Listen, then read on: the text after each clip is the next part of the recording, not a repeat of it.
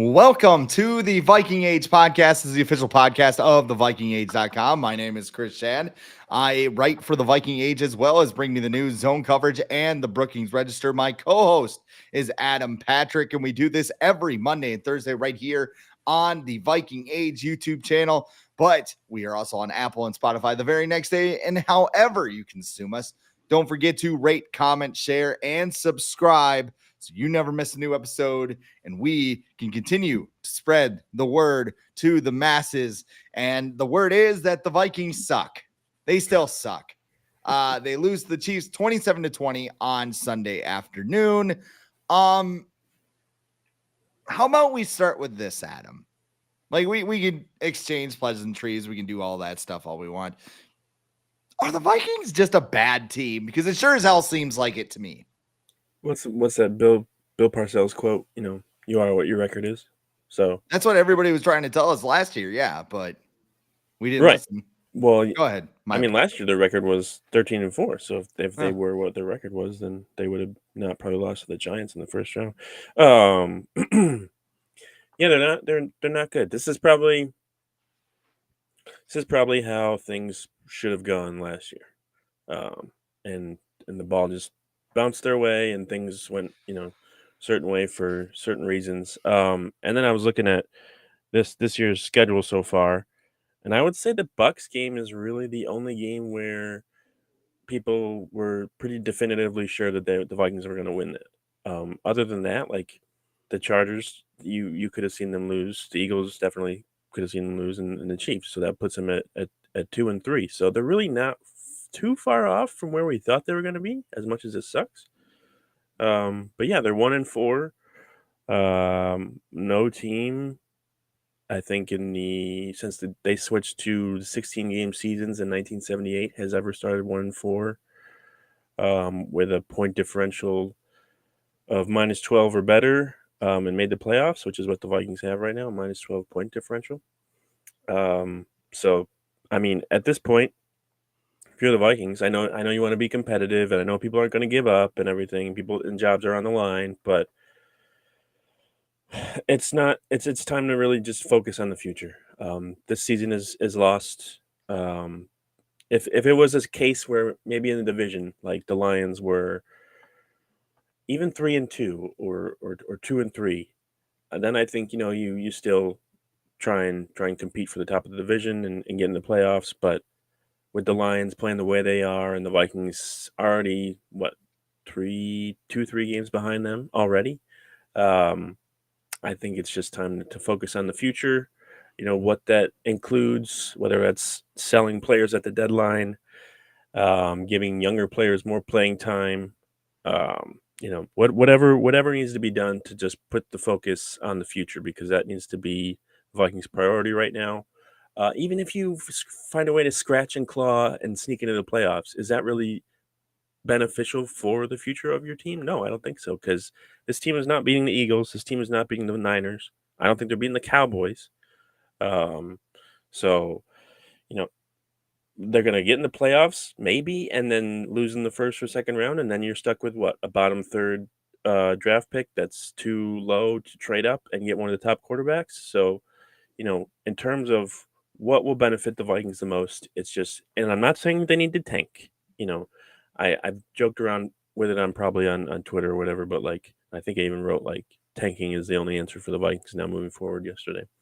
But I'm not necessarily saying just throw every game. There's a way to, not try and win every game without, just throwing games, without just purposefully losing games. That you put players on the field that probably aren't ready, but they need the reps. Put Lewis Cine on the field. Let's see what he can do. Let's put Andrew Booth out there. Let's see what he can do. Let's see what these young guys can do. And if they can't do it, then get them out of here. This is the time to do it. Nick Mullins is out right now. If I was the Vikings, I would just keep Jaren Hall as the backup, because that he can learn more from that than being the third string quarterback. So just things like that, where you're not tanking, but your focus is on the future. And if you lose more games that way, then so be it, because then you're going to get a better draft pick in a draft that is seemingly full of young and promising quarterbacks. So Yeah. The season's over. It's over. Time to focus on what? College basketball now? And Twins. The Oh, Twins yes. Of course. biggest Of course. biggest Twins game of the year at Target Field tomorrow. Of course. Sonny Gray against, I don't even know, Jose Who Urquidy, I think. cares? Who cares? Hey, we care. Okay. No. We care their here in pitcher. Minnesota because about their pitcher. gotcha. It I doesn't see. matter. They can throw Nolan Ryan out there if they want. It doesn't matter what his name is. And we'll smack him around. Yep. You know, I look at this team and it's very easy to stay positive, right? Yeah. It's easy to stay positive. You can look at this team and the counter here is, well, they've been in every game, right? Every game is a one-score game. A thing goes here or there. You know, I saw my sister just sent me a meme before we went on the air. It was Patrick Mahomes and the refs swapping jerseys because of that fourth down pass interference call. And, you know, there's that other call on Harrison Smith, which a lot of people were upset about too. Look for the freaking ball, dude. Like, seriously, he literally, Bobby Boucher ran at him like, and then he's like, oh, how's that pass interference? I don't know that. Like, the Vikings' biggest problem is an execution problem. And it isn't when they fucked around all of training camp. Like, I know there are a lot of players who didn't mess around, but TJ Hawkinson, like he's sitting there yesterday talking about, what's that? Is his balance still off from his ear infection? Maybe his balance is still, maybe he's got a back problem. I don't know. Maybe he's got scurvy or something. I really don't care at this point because he's sitting there talking about, oh, well, you know, some more reps and we'll really have this thing down. You know, when you could have gotten reps during August while you were messing around trying to get a new contract. And again, NFL players should get every penny they can at any, their career could be over. It's not guaranteed. Totally understand why TJ Hawkinson did it. What was Justin Jefferson doing during that time? He was working. And we haven't even mentioned that he hurt his hamstring. Maybe if he had an ear infection or, something, I'm walking a fine line because I don't want to offend anyone. What's the Joe Mauer thing? What was bilateral leg weakness? Yes. If he had bilateral leg weakness and he just said, I don't know, it would really make me feel better if I had a new contract. Maybe the Vikings would have signed them. Is TJ Hawkinson's wallet too heavy now? Is it dragging him down and he can't catch passes anymore? That's the question. He's still on pace for 100 catches. So basically, he's the Kirk Cousins of tight ends now. Great. Where, he's got the stats and everything. The Vikings have an execution problem, though. They are tied for last with a -9 turnover margin.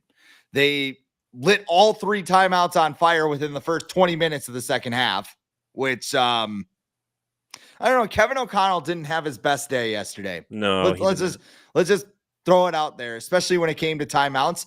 I mean, they're still having, I don't know if they need to replace the headset in Kirk's helmet or give him, he probably just needs like a multiple dual surround sound Bose, whatever, 9,000, home theater system in his helmet to understand anything. He's probably bitching about the fans crowd level too, because, by the way, there's about 25% Chiefs fans there because more than that. Probably 40. I mean, everybody was sitting around laughing at all the Lions fans that took over Green Bay like on Thursday night a couple weeks ago. And Vikings fans took the opportunity to make a couple of bucks yesterday. Let's put it that way. I mean, you have a delay of game on 4th and 7 in the fourth quarter as you're trying to run it. And of course and they still can't execute a screen, whether it's the offensive lineman, whether it's the running back not being able to catch the pass. Receiver. This team doesn't have the same oomph that it had a year ago. No. It's hitting different, right? And here's an eye-popping stat. They started 8-1 last year, right? They are 6-8 since. Yeah. Which oddly enough, that's close to 500. Which oddly enough, that's what our quarterback is known for. And this isn't entirely Kirk Cousins' fault. Like Kirk win, right? He's undefeated on the year. Kirk Cousins gets another win because either his team won or nothing was his fault. That's great. But I mean, you can't sit there and expect every little thing to go your way because it has to. They play all these games within one score. Here's a mind-boggling stat I looked up this morning. Kevin O'Connell has coached 23 games with the Vikings, including the playoffs. 17 of them have been one-score games, 73%. Let's go. Let's bring it further back. 2020, 41 of the Vikings' 46 games since the start of the 2020 season have been decided by one score. 89% of their games.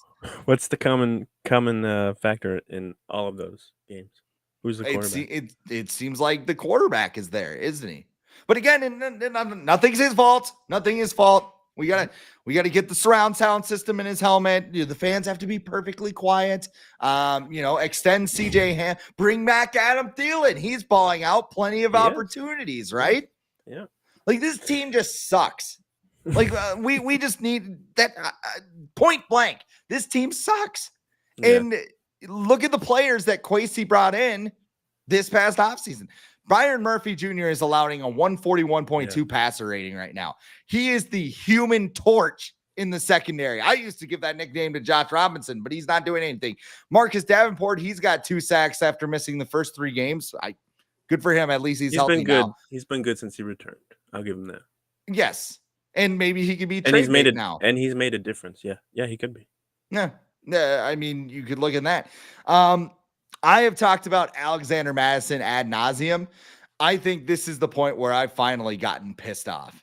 Like I've been annoyed a little bit because, we were just sitting there and like Alexander Mattison, RB1, he's talking to Adam Schefter and how many fantasy points are you going to score? If you took Alexander Mattison in your fantasy league, you are a moron because the guy is an RB2. He is a backup running back. He should not be starting. He gets the pass right in his breadbasket, starts running upfield like he's in a backyard football game or something. And this is nothing against Alexander Mattison, the person, because any criticism now we're going to run to social media and post it like the people online, they're making it. And again, in Alexander Madison's case, don't do the racial slurs thing. If you want to tell somebody they belong in the XFL, fire away. You probably shouldn't do it. But I mean, if you're going to do it and you just want to get something out, just say, hey, learn to speak XFL, buddy. And I think that's good enough. But I mean, like it was a ruse. It was fraudulent. That's the word everybody likes to use, right? And I mean, David Montgomery, there was that report that they looked at David Montgomery in this offseason. Might have been worth the extra couple $1 million, huh? Should have done that. Might have been worth a couple extra bucks. We talked about Hawkinson, Lewis Cine, healthy scratch, and now you have Justin Jefferson with a hamstring injury. He was hurt last week. Lewis Cine was hurt. Oh, he was hurt? Okay. He's got a hamstring injury. That's my bad. Well, I mean, what was he doing? I don't know what he was doing. He's got enough defensive snaps. I could count him with one hand, I bet. Like he hasn't been on the field for defense this year. Yeah. It's just special teams. Yeah, because they drafted a safety in the first round. Yeah. Like whose name wasn't Kyle Harrison Smith. Well, Harrison Smith was a first round. I'm just saying, and Kyle Hamilton seems to be going okay for the Ravens, doesn't it? I mean, as I've gotten older, like I just get incredibly upset when my team does stupid stuff. And they did a lot of stupid stuff yesterday. They've done a lot of stupid stuff over the past year. We'll just go full calendar year because I don't know, like TJ Hawkinson trade. Did you really need it?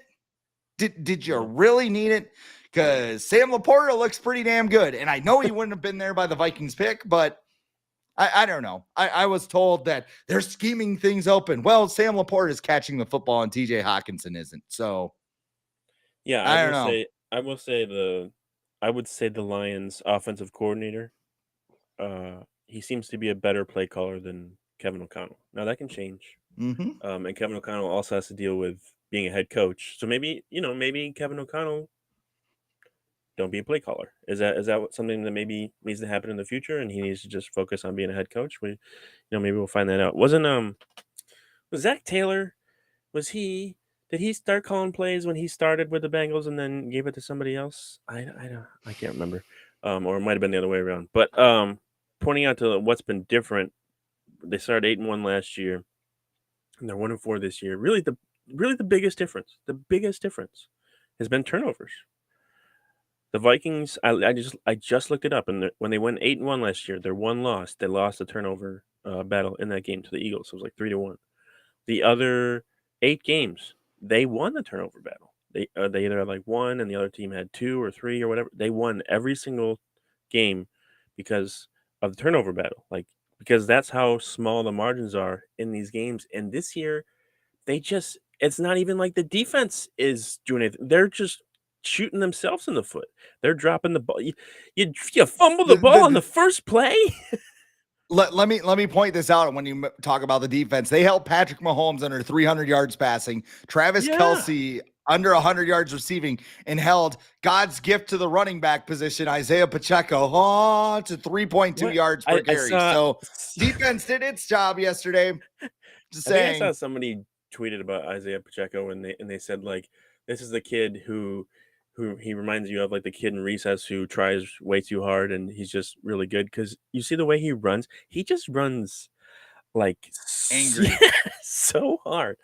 Um, but And like Alexander Masson just kind of But yeah, if you runs. told Yeah. somebody yesterday, like heading into the season, yeah, you're gonna hold Patrick Mahomes under 300, you're gonna hold Kelsey under 100, you're gonna hold the Chiefs to 28 points in a dome. And looked it up last night. The Chiefs never lost a game in a dome, so you had that going for you as well. And you would have been like, yeah, I think the Vikings have a chance. They did have a chance, but um, they just shot themselves in the foot. And then I posted about it last night, and I think you saw it as well. The double dipping that the Vikings have been allowing to their opponents on the last drive of the first half and the first drive of the second half has been killing them this year. I believe they've been outscored like 37-14 on just those drives. Um, and it's made a big difference. Like you look at yesterday, it was what 13-10, and the Chiefs get a field goal before there was like 40 seconds left, and they got a field goal before they go in the locker room. Then they come out and they score a touchdown. So that's a 10-point swing and the Vikings haven't even touched the ball.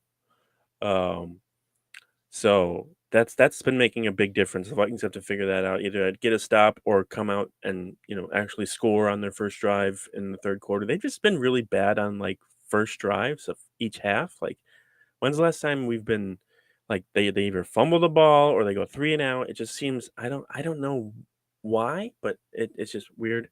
And then the last thing is I knew the game was over yesterday when Patrick Mahomes just chucked the ball up in the air and they came down with it. I'm like, okay, there's no way they're not winning this game when he's just doing that, because that's just one. It's not even fair.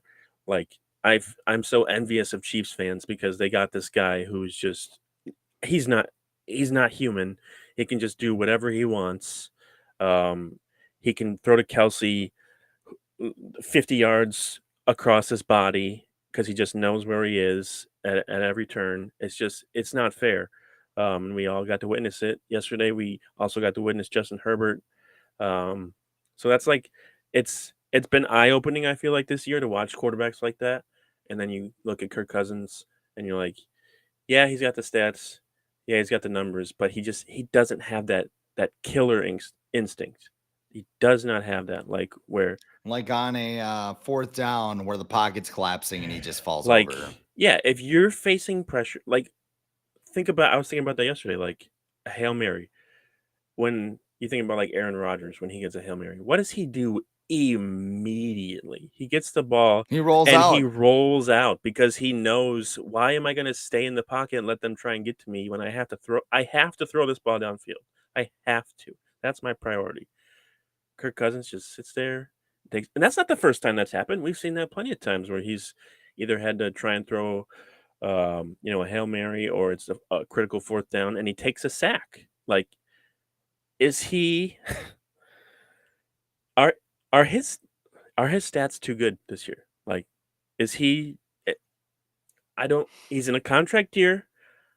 I don't want to criticize him of like worrying about his stats. He took a sack yesterday. He didn't get a pick. A sack. If you look at the end of the year, a team's going to look at his stats and not really look at how many sacks he took. They're going to look at the interceptions and be like, "Oh, he didn't throw a lot of interceptions. He had a great year." And they're not going to look at the details of like him getting sacked on that drive and stuff. So like last year I felt like Kirk was more willing to listen to Kevin O'Connell and what he wanted to do, more willing to take risks, throwing more maybe dangerous passes where they would get intercepted, and I don't think he was comfortable with that. I think he shifted back to being like the old Kirk that we know, where it's like I would rather not I'd rather take a sack and not throw an interception, even if it's fourth down and the game is on the line. Like I don't know.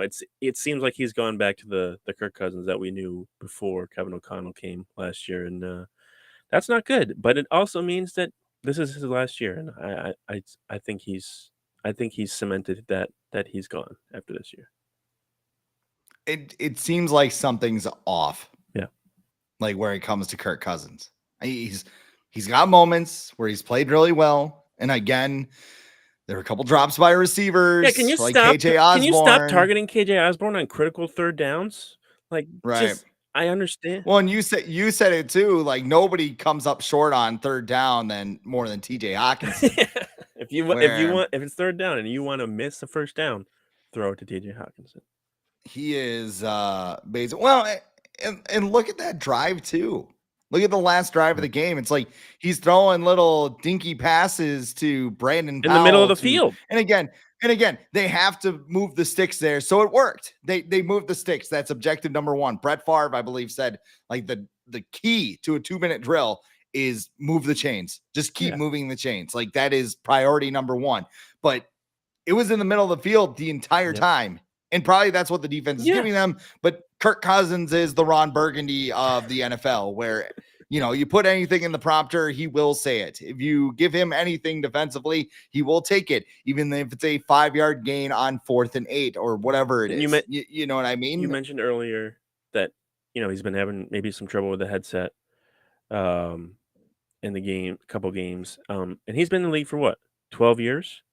You don't know a play to call after being in the league for 12 years that you can't just call or just let one of your guys know, like just do go routes. Everyone go route and we'll throw it. Like you can't do that? You've been in the league this long and you can't just be like, "Oh, the rate." Joe Burrow did that like 2 years ago when he was in the league 2 or 3 years and he called like an entire drive. You can't do that? Like come on. It's those things where you're like, oh, he has great stats. But in those moments, those critical moments when you're playing, like you mentioned, 1-score games, 17 you said out of 23 Kevin O'Connell's coach, when you're playing in those games, you have to be perfect in those moments. And Kirk Cousins he's like the last quarterback you want to have in those moments because his brain just turns to mush and he like fight or flight, that he is not the fight. The other guy on the other sideline, Patrick Mahomes, he's somebody's house is on fire and there's a baby in there screaming. He is going right in. He's not even thinking about it. He's going right in. Kirk is like, we should call the fire department, let them do this, and hopefully those people inside will survive because he's thinking about like what angle to like shoot the water so it meanwhile the house is just smoldering and just melting to the ground. Yeah. Like the play that stood out to me was, I believe it was a 0 blitz. And I want to say maybe it was Harrison Smith. And it was a meet at the quarterback type of play. And Patrick Mahomes did not even see his receiver downfield. He's like, fuck it. Somebody's down there somewhere. And threw it up to, I was going to call him Christian Watson. What's his name? Justin? What's his name? Justin Watson. Sorry. That's what I was talking about. What his first name was. Yeah.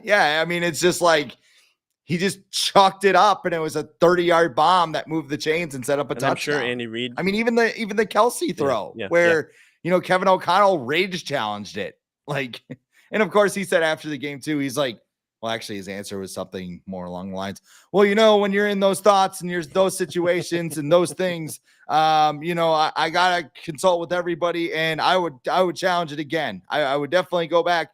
Challenge again. Just want to thank Dolores the lunch lady for giving us good lunch today. And and you'd be wrong again.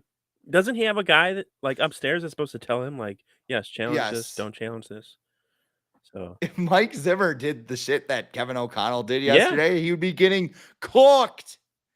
People would want him run out of town. And here we are. I think people already do. I think people are like, it's only week 5 or whatever, but I've seen a lot of people be like, O'Connell's not the guy, and get Kwesi out of here. I'm like, guys, they won 13 games in their first season. I know they're struggling this year, but like, Best of 3. yeah, like let them run out their contract. And also the guy that they wanted to hire, Ryan Poles in Chicago, he's doing worse. So Is he though? I mean, if you I mean the it Bears depends. suck, but look at what he's got set up. Yeah, I think he could wind up with the first 2 picks in the draft. Who did So they if even, he winds up with who did they Caleb yeah. Williams and Marvin Harrison Jr., Who did they? I'm just who did saying, they even draft and this in year? enough cap space to fill the. Sorry, I'm totally talking over you. Go ahead. No. Sorry. No, I'm thinking out loud. Like, who did they? I can't even remember who they drafted this year because I don't think they've made much of an impact for the Bears. Let me look. And they Let me just traded Chase Claypool after they traded a 2nd-round pick for him last year. So that would be like the Vikings this year trading Hawkinson, and people would kill Kwesi for that. So I understand he's got a lot of cap space and he's going to have a lot of picks, but you also have to know how to use those. And I would say that what? Oh no, you're no, looking no. Go at, ahead. You're looking at their picks? I'm just. Yeah. Hey, but they got DJ Moore. Well, no. Yeah. Well, here's the yeah. Well, he won some people's in fantasy leagues the other night against the Commanders. This is the funny. So like, okay, they had the number 1 pick, right? And they traded down so the Panthers could like panic trade and go get Bryce Young. CJ Stroud looks a little better. Let's just point that out right now. So they go down to 9. Good deal with the Panthers because they could get the number 1 pick. Because I'm not sure. Again, Frank Reich sucks as a coach. He's not a good coach. Like that is just my opinion. They had the 9th overall pick, and Jalen Carter was on the board, but they traded down to get more picks and take Darnell Wright. So, who is an offensive tackle? I don't know what Darnell Wright is doing, but Jalen Carter is pretty damn good. Yeah. Like I'll just say that. That's a great start. And I know there was the whole off the field thing. For sure.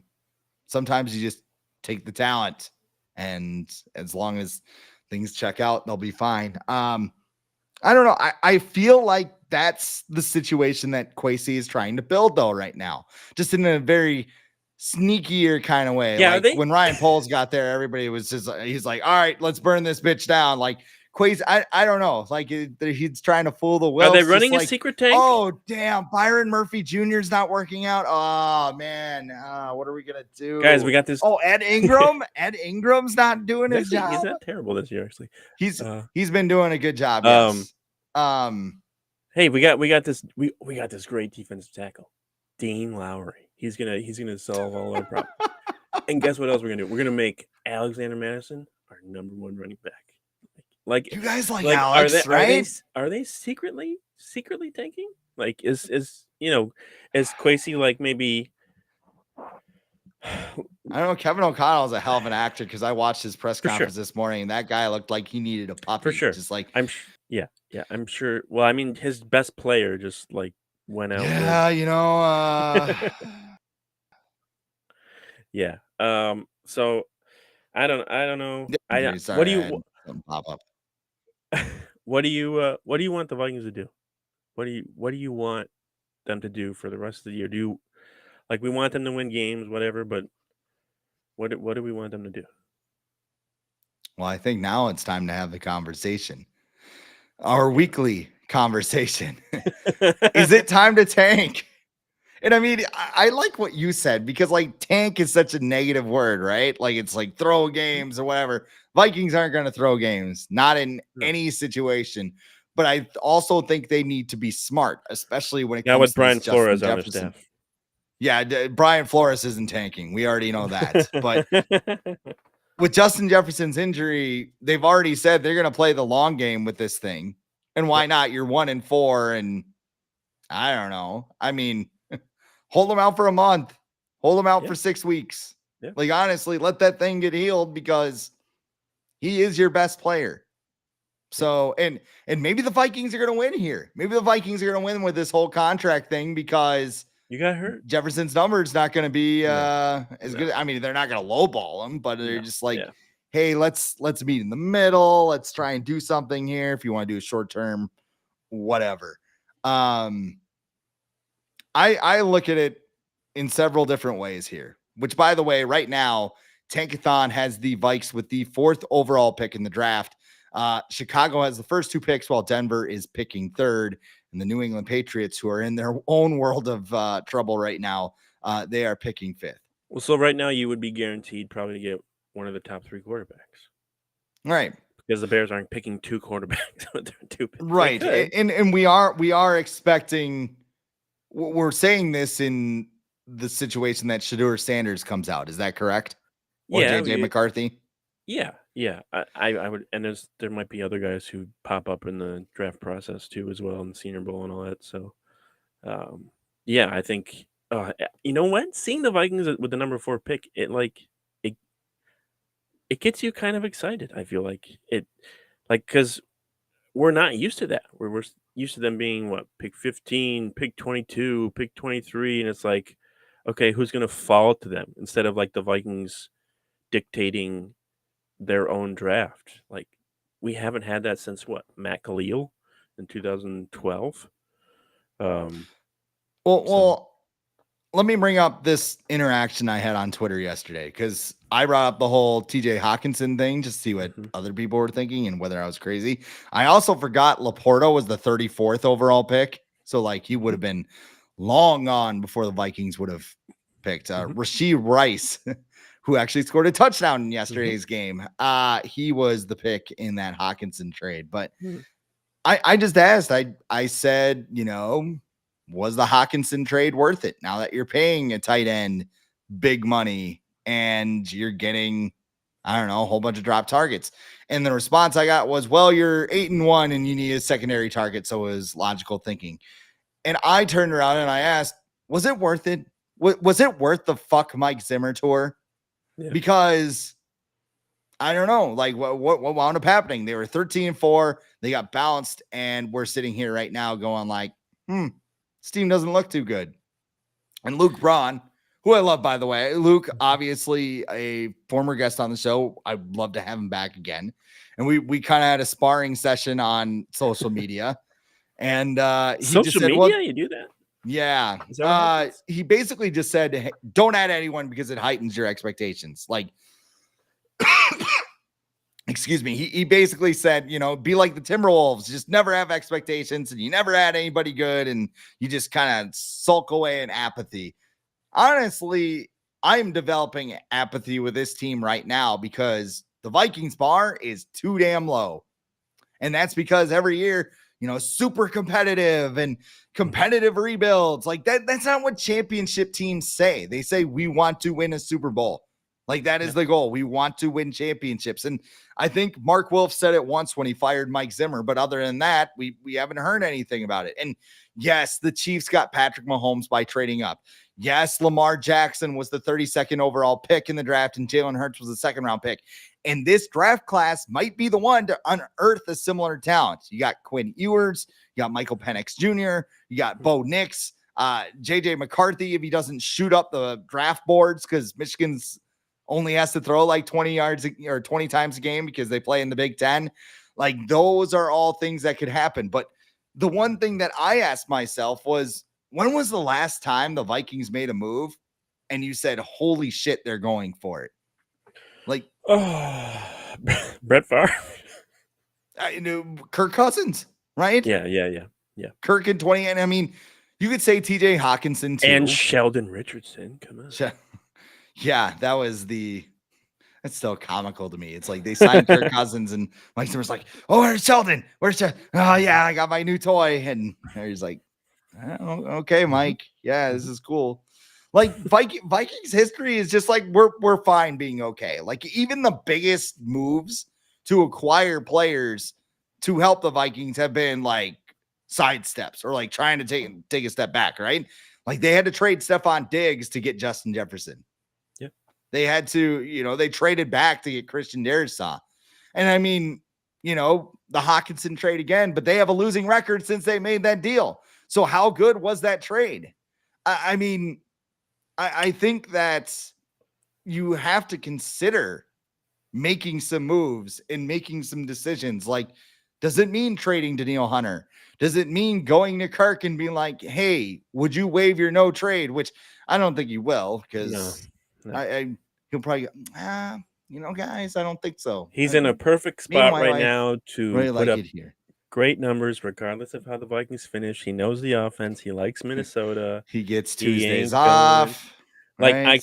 I put out today, like the only way he is gonna get traded this year is probably if like the Niners or Dolphins like lose their quarterback for the season, Yeah. because he kind of knows those offenses with Mike McDaniel and Kyle Shanahan, and that wouldn't be as difficult a transition for him, I feel like, as others. But at the same time, he doesn't. I don't think he wants to move everything in the middle of the season. Like he wants to win a Super Bowl, but no, not. I don't know. I don't think he would do it. So yeah, that's. I would say the chances of him waiving his no trade clause are like, let's say the Vikings are 1-7 at the trade deadline, or I don't even know if they can be 1-7, 1-6, 1-7 or 1-6. If you're Kirk and you have the opportunity to go to the Niners or the Dolphins, why would you not take that immediately? But we've experienced Kirk a lot over the years, and I think the chances of that happening are probably like 5% out of 100. So Yeah. And I don't think it's in the Vikings DNA to make that move where it's correct. just like, super competitive. We gotta fight through. We could still do it. We have 5 more games left. I'll say this right now. I think the Vikings are walking into a buzzsaw in Chicago next weekend. Yeah, I'm not looking forward to, and then I get to play the Niners the week after. I mean, the Chicago Dick Butkus died, so they're gonna have like the dead guy energy, When is win their one first for the win? dead guy, Or when is the next game where you're like, oh, the Vikings can, like, you're not worried about them losing? Is there any game left on their schedule where you're like that? I think I was trying to find it yesterday. I look Atlanta, Vegas, and Denver. Denver's down bad. Denver, yeah, but they can put up points.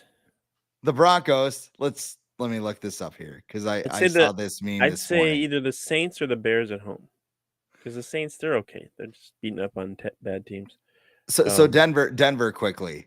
5 weeks into the season, the Broncos have lost to their former head coach Josh McDaniels, their former defensive coordinator Jack Del Rio, their former head coach Vic Fangio, their former ball boy Mike McDaniel, and their former head coach Nathaniel Hackett.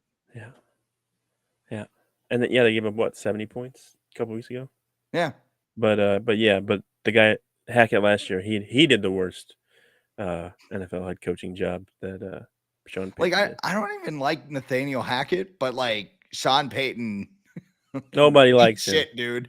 Nobody outside. Like I had people that I work with today like getting mad because people think there was like a media bias about the Broncos or whatever, because everyone's like shitting on them or whatever. I'm like, because they're bad.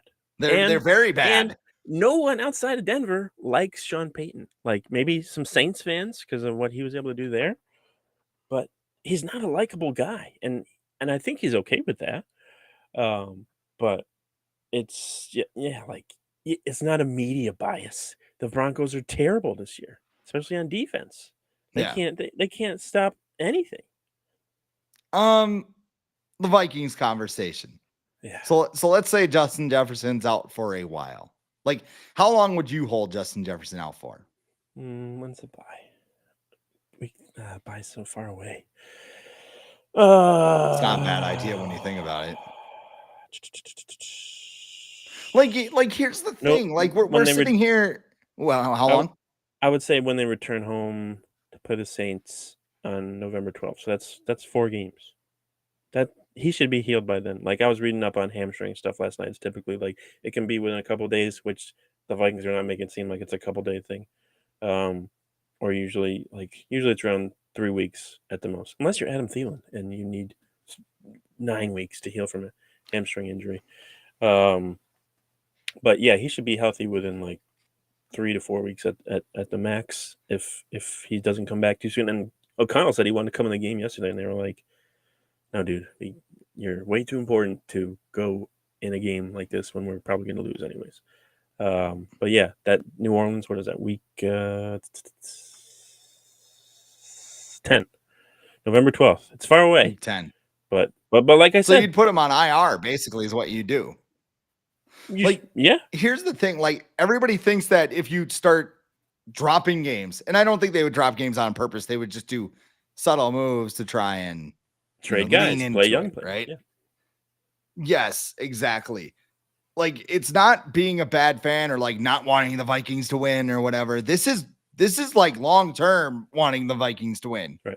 Like, this is looking down the road and seeing that you have a 36-year-old quarterback who needs a Bose surround sound in his helmet and all pros at every position and $36 million to do it or whatever. Like, this is about, hey, like, this shit's not working. Like, it's not.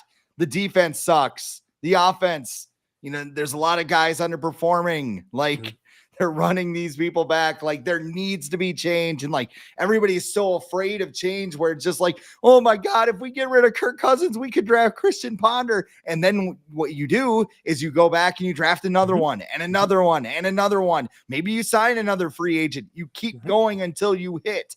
This has been the end of the road with Kirk Cousins. Decent run. You tried, it didn't work. So, oh well. Yeah. But we just keep doing it over and over and over and over again. And like, it's 9-8 every year, or 8-9, or 7 wins. It's just like, wouldn't you like to, like, here's the last thing I'll say. And it's been like this for a while. Like, every time the Vikings go into a game, it's like playing a slot machine. Like, they pull the lever and they're hoping to get like the jackpot or whatever, right? And then Mike Zimmer pulled the lever so much that he wound up getting dragged out of the casino. Like, wouldn't it just be fun to like go in a game like the Chiefs did yesterday and be like, we're the fucking Chiefs, right? We just won a Super Bowl. We got 2 Super Bowl rings. Our tight ends dating Taylor Swift. Calls now. Our quarterback. We get calls now. Yeah. Like, Patrick Mahomes is that dude. Like, how much fun would it be to go into a game and just knowing we're going to beat the living hell out of this guy because we're that team? Like, every week, it's like, well, the refs, if they're on our side, and then, if we can do some things here and there, and maybe we can get a comeback here. It's just like, you have to scratch and claw just for a win every single week. And it's just like, I think at this point, I want to find a path where you are that team. You're just going to kick the hell out of teams and be that team. And the Vikings haven't been that team, I don't know, since 2017. Were they even that team in 2017? Because I still feel like people were like, like their defense. Defensively, their defense was for sure. Yeah. People were still like, even Zimmer was like, I don't know if is Teddy coming back. I don't know if Case Keenum's going to play this weekend. Like, every week, it was like week 15. He's like, I'm not sure if he's going to start. It's like, Mike, you guys are like 11-2. Just let him start. But yeah, and the thing about the refs is, if you have to blame the refs, you've already lost. Like, football is not decided on one play. There are plays where, at the end of the game, where you're like, oh, if this happened, then the Vikings would have won or whatever. There were so many plays and so many mistakes that the Vikings made in that game that they shouldn't have even had to worry about the refs. One, the Chiefs were penalized 10 times, and the Vikings were only penalized 4. So you're going to say the refs add out for the Vikings? I don't think so. The refs didn't make Josh Oliver fumble on the very first play of the game. The refs didn't make the Vikings use up all 3 of their timeouts before 9 minutes left in the fourth quarter. They didn't make Justin Jefferson's hamstring get hurt. They didn't cause KJ Osborne to duck when the ball was thrown at him because he thought it was something else, like he's playing a different game on the field. I don't even know.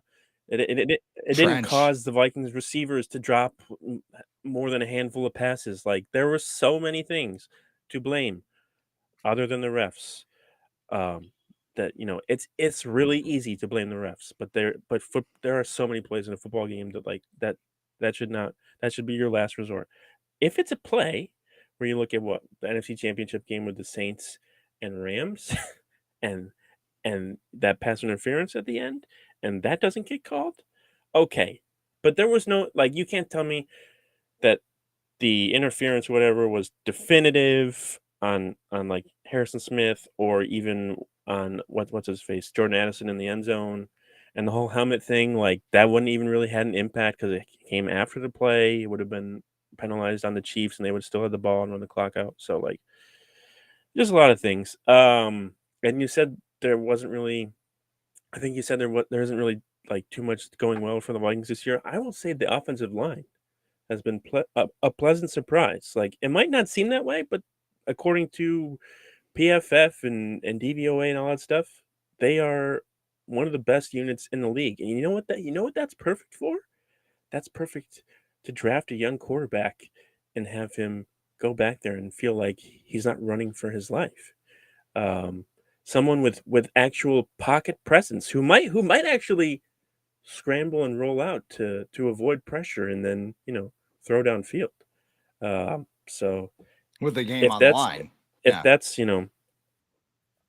correct. So the offensive line like that, I think that's something to be excited about in terms of the future, because a lot of times teams will draft a quarterback first and then build their offensive line, and then like that quarterback gets killed, like Andrew Luck or whatever, or Joe Burrow or somebody like that. Where the Vikings kind of have the opposite. They already have the offensive, and that's kind of how the Eagles were. Like they already had the offensive line in place, and they got Jalen Hurts, and he was able to not get killed every week, and kind of just reach his full potential. And so hopefully that's something that the Vikings are trying to do. So yeah, this season, what yeah, I don't even know like who should they what should they do? Should they trade people? Like is everyone available except for like Addison? I guess Hawkinson you can't trade him because you just signed him to a deal. Jefferson, Darisaw.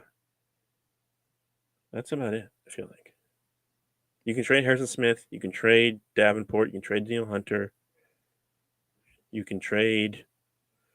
Who else do they even have? Alexander Madison. who's trading? RB1 Alexander Madison. They don't even have a rushing touchdown this year. They don't have one rushing touchdown. Not one.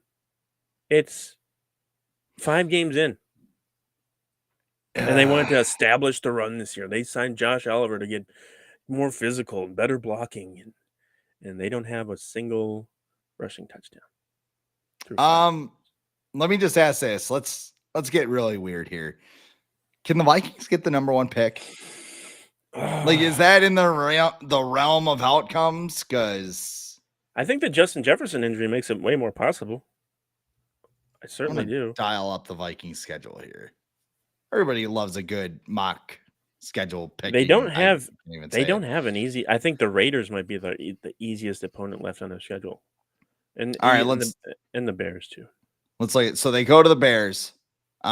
Weird stuff happens at Soldier Field, but they haven't lost since like 2019, 2020. Right, they've been pretty good there. Without Justin Jefferson, I think they lose.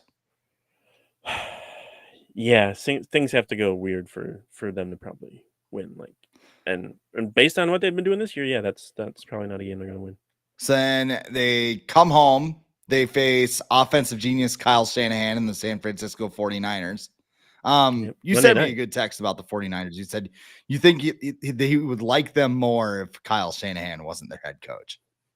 Yeah, which I think a lot of people. It's a good take. There's a lot of like if Mike McDaniel was their coach, they'd be. Oh yeah. I mean, not that they already aren't the like darling of the NFL media, but I think like it'd be even more because.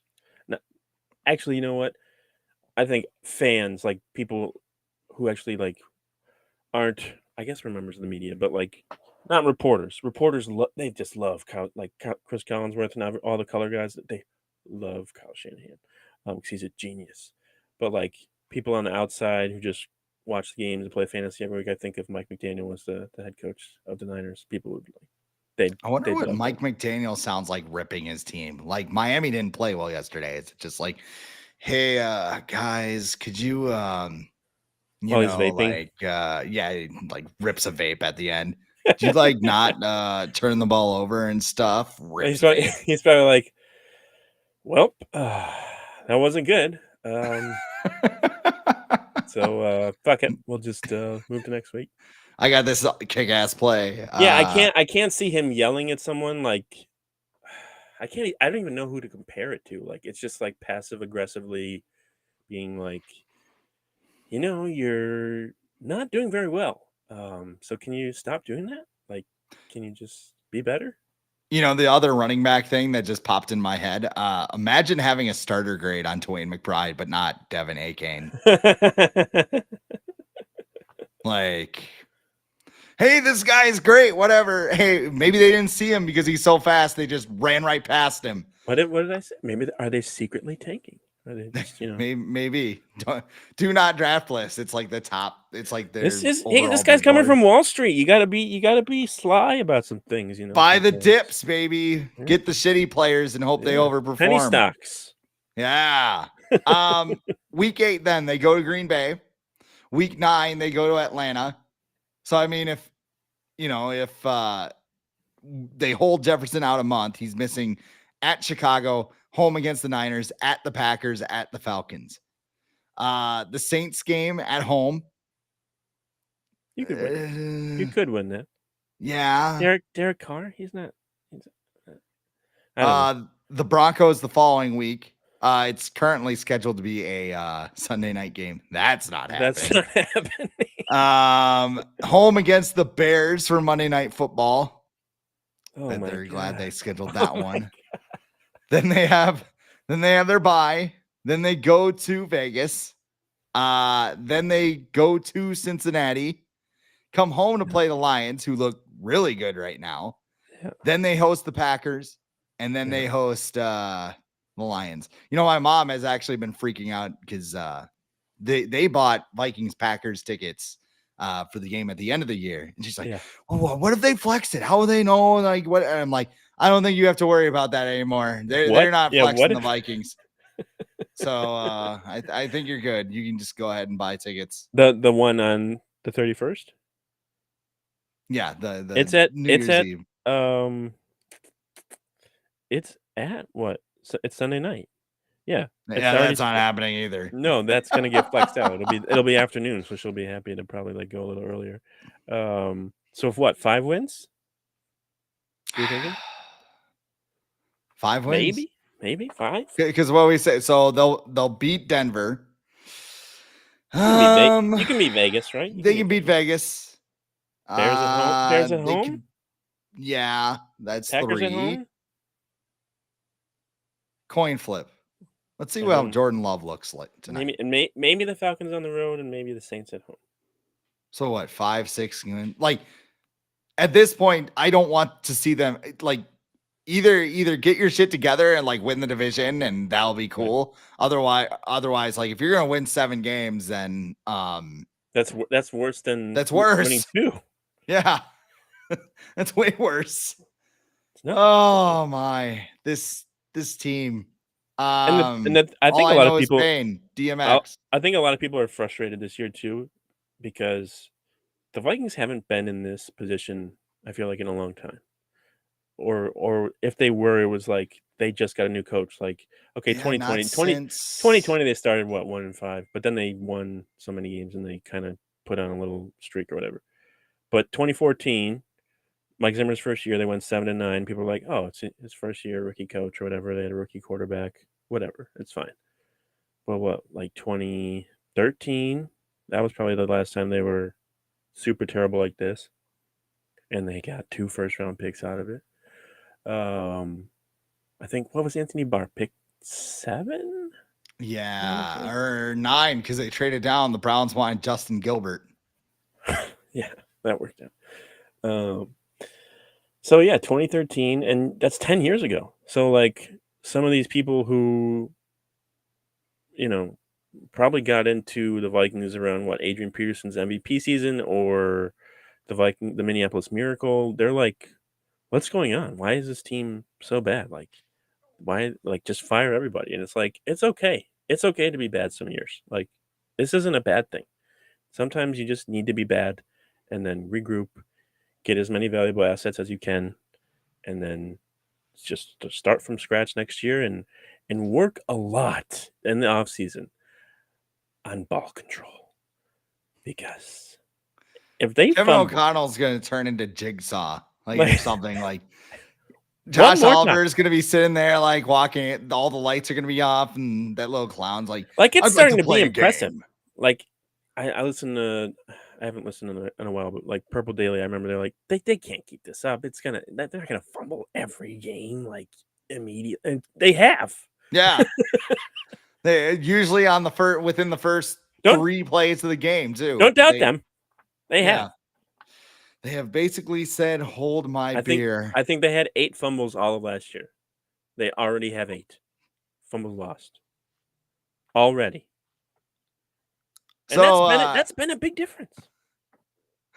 So because this team's so much fun to cover, Oh yeah. what do we have going on at the Viking Age right now? You bet we're doing a mock draft this week, because it is time. it's draft season already. What is it? October 9th. It is draft season. Here we go. Mock drafts. I think someone's going to predict the rest of the Vikings games. That'll be fun too. And then looking ahead to the Bears game. See if we can get excited about that. About Justin Jefferson. He's not playing. They mentioned, like, Kevin O'Connell mentioned big picture today, and I'm like, oh, that immediately I'm like, oh, he is not going to be playing for a while because they don't care about this year anymore. They're like, let's get him ready for next season. That's it. So that stuff, and then just some random fun stuff, whatever Marcus Davenport says or doesn't say during the week. Some other stuff. Kirk Cousins saying that it's his fault for everything. He can't hear anything, and I wish I threw a better ball. Should have. It's all correctable. Shoulda, coulda, woulda. Gotta look at the tape. It's like, what? Leslie Frazier up there speaking. So yeah, lots of fun stuff. Definitely. It sucks that the Vikings are struggling this year, but I'd like to think that by us and other people focusing on like the future, I think it'll be a way to kind of stay semi-optimistic even with the Vikings. I think if the Vikings lose to the Bears Sunday, I think people just need to just come to terms like they're not doing anything this year. Like, the best thing for them to do is just keep struggling because that will help them more in the long run. They're not going to become the Browns. They're not going to become the Lions of yesteryear. They're not going to become the Cardinals. They're not going to be doing that. Okay. It's okay to have a bad year. But plenty of teams have done it recently and succeeded. The Eagles, look at them. They sucked for a year. Jalen Hurts, they went to the Super Bowl last year. They're undefeated this year. It can be done. It's okay. We're get off the ledge. We're gonna be okay. Let the dirt shower over you. Yeah. Embrace the suck. Okay. Embrace the suck. Not the tank. The suck. No, the suck. The suck. Well, that in mind, that very positive thought. Yeah. It's all the time we have on the Viking Age podcast today because we do this every Monday and Thursday night right here on the Viking Age YouTube channel. We're also on Apple and Spotify in podcast form the very next day. But however you're consuming us, don't forget to rate, comment, share, and subscribe so you never miss a new episode and we can spread the word to the masses. I am Chris Schad. He's Adam Patrick. We'll talk to you next time on the Viking Age podcast.